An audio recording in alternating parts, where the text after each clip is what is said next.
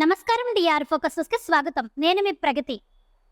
AP ఎన్నికల ఫలితాలపై మళ్ళీ ప్రశాంత్ కిషోర్ ఆసక్తికర వ్యాఖ్యలు.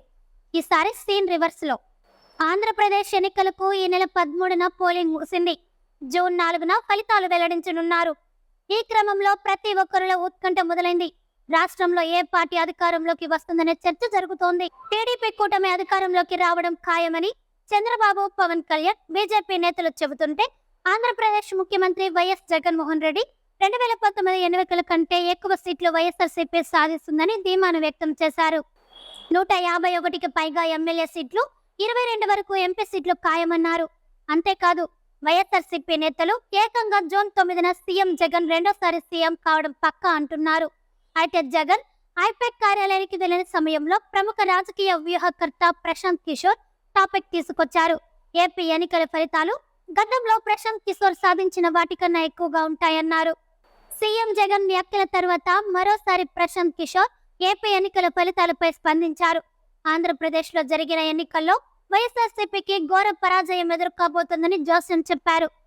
ఓ ప్రముఖ జర్నలిస్టుకు ఇచ్చిన ఇంటర్వ్యూలో ఆసక్తికర వ్యాఖ్యలు చేశారు.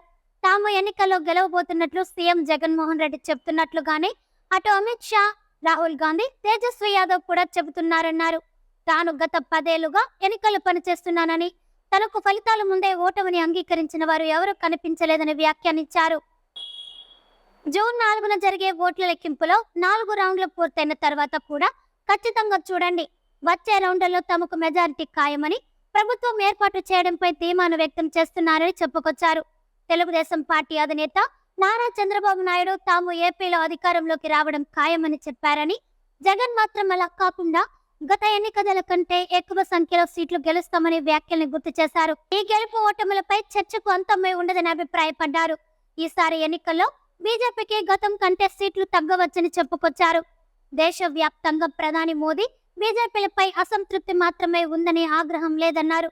అందుకే ఈసారి బీజేపీ 2019లో ఉన్న సీట్లకు సమానంగా కారి అంతకంటే ఎక్కువ సీట్లు వచ్చే అవకాశం ఉందని ప్రశాంత్ కిషోర్ వివరించారు.